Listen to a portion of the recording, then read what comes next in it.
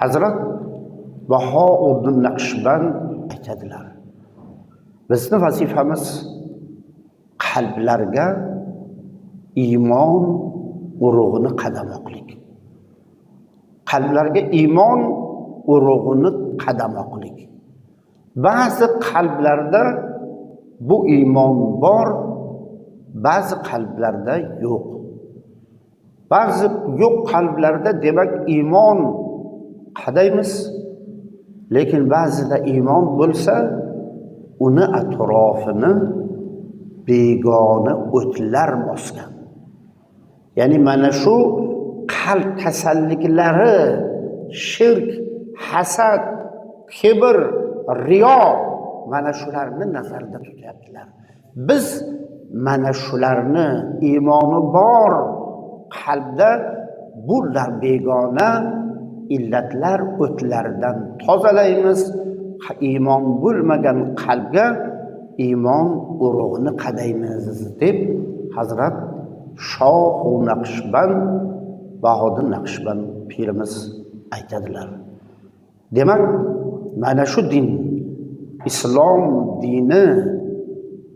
dinimiz insoniyatni kamolotga, ruhiy demak kamolotga chaqiradi. Dinimiz insonni tashqi qiyofasini poklash bilan, toza yurishlik bilan, demak eng asosiysi, eng birinchi dolzarb bo'lgan qalbni pokligiga e'tibor qaratishni dinimiz talab qiladi. Alloh taolo demak mana shu narsalarga e'tibor qaratadi. Hazrat Shayx Sharofiddin alayhi rahma sohibi chor kitob aytadilarki, ey musalli, biyo tahorat kun, xonai dini xud imorat kun, to biyori tahorati zohir, botinat nizhaq kunat tohir. Ey musalli, ey ibodat qiluvchi, namoz o'quvchi, kelgin, tahorat olgin, poklikka e'tibor qaratgin. Gar sen zohiringni, tashqi qiyofangni poklasang, tahorat bilan chirkinliklardan, iflosliklardan tozalasang, botinat nizhaquna tohir, Alloh seni botiningni, qalbingni poklaydi deb inson aytadi. Haqiqatda inson tasavvur qilsin. Haqiqiy inson, qalbi pok bo'lgan inson tahoratsiz yursa, ko'ngli g'ash bo'lib turadi. Tahorat olgandan keyin qalbi yorishadi. Qalbi yorishadi. Inson haqiqiy qalbi pok bo'lgan inson buni his qiladi. Tahoratsiz yursa, qandaydir ko'ngli g'ash bo'lib turadi. Lekin tahorat olgandan keyin, ixlos bilan, muhabbat bilan tahorat olgandan keyin, Alloh rizoligi uchun ibodat qilaman, toat qilaman deb tahorat oldi, demak qalbi ravshanlashadi. Ruhida bir tetiklik his qiladi. Bu demak Alloh qalbda demak e'tibor qaraydi. Alloh o'zi pokladi. Botinat nizhaq kunat tohir. Alloh seni qalbingni poklaydi deb Hazrat sohibi chor kitob Hazrat Shayx Sharofiddin alayhi rahma aytadilar. U zot bizni ham Buxorodan, Sharif shahrimizdan Shofirkonda muborak qabrlar bor. Chor kitob bu mo'tabar kitoblardan avvalgi vaqtda mana shular keng o'qitilgan. Mana bu juda qisqa, juda lo'nda, juda sodda, insonni qalbiga demak senga degan juda bir go'zal uslubda yozilgan. 700 yil oldin yozilgan. Mana shuni qarang, ulug' bir nima.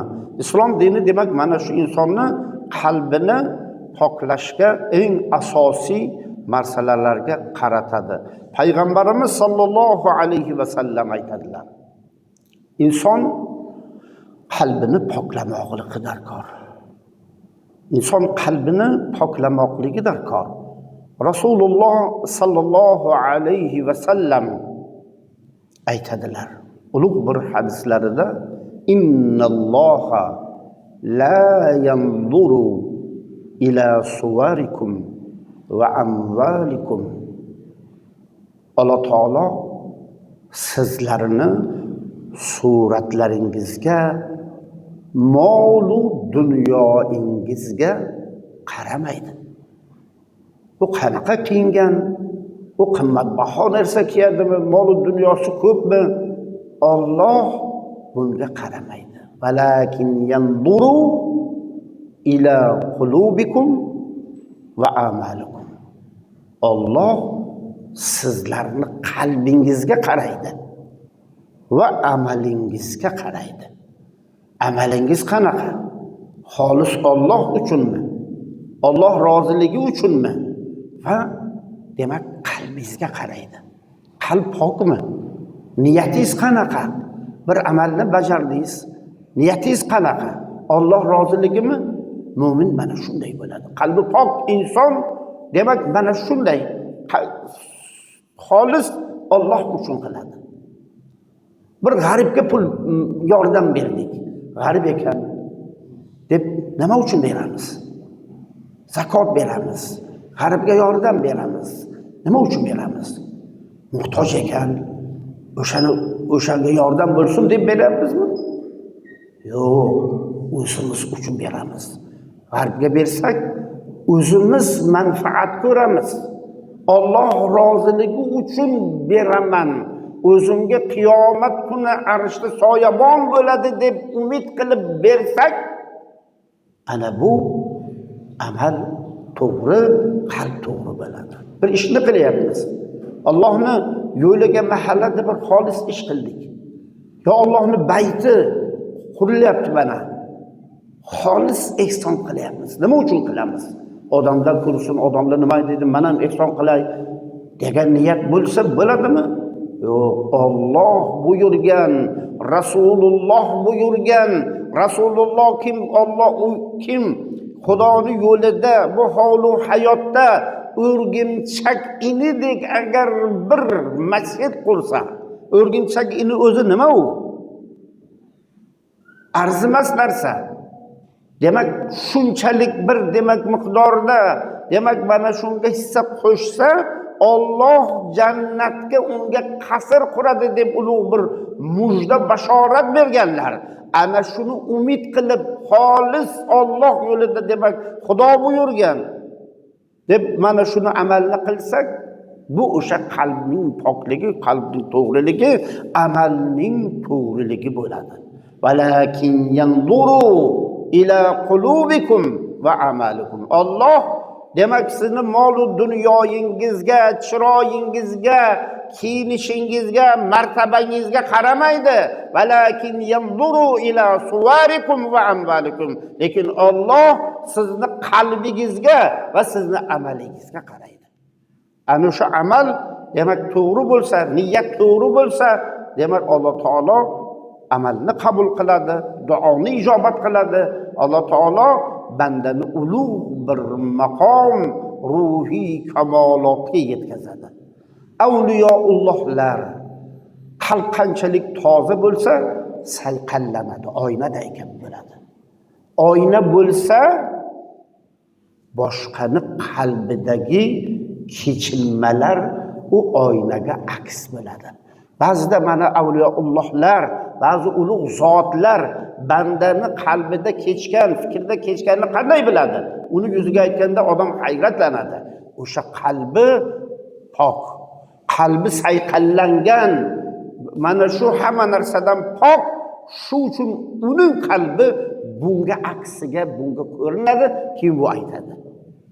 Ana shu qalbni poklagan avliyoullohlar, avliyo zotlar Rasulullohning mukammal sunnatlariga, Allohning oyatlariga amal qilib, qalbni mana shunday shirkdan, bug'zdan, hasaddan, riyodan, manmanlikdan yiroq qilib qalbni oynalashtirganlar.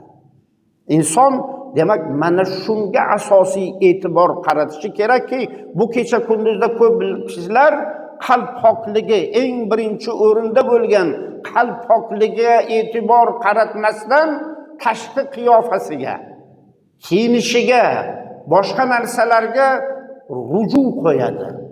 Alloh qalbga qaraydi.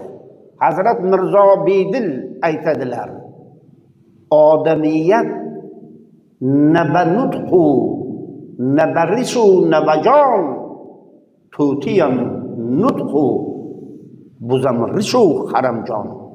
Ulug' bir hikmat. Bu o'sha hadisni aslida mag'zi. Rasulullohning hadislarining mag'zi. Bu ulug'lar mana shundan ilhomlanib yozgan. Odamiyat nabanutqu nabarishu nabajon tutiyam nutqu buzamrishu haramjon. Inson nutuq bilan, gapirishlik bilan yoyinki saqol siyrati bilan va bajo joni bor, ruhi borligi bilan u inson emas, musulmon bo'lmaydi deyaptilar. Chunki tutiyam nutqu buzamrishu haramjon. Agar gapirish bo'lsa tutiyam gapiradi. Agar saqol bo'lsa echkida ham saqol bor. Jon bo'lsa eshakda ham jon bor dedilar. Demak inson bu bilan emas, amali bilan, qalbini pokli bilan, demak Alloh roziligini istab qiladigan amali bilan inson mana shunday ulug' bir kamolotga yetadi.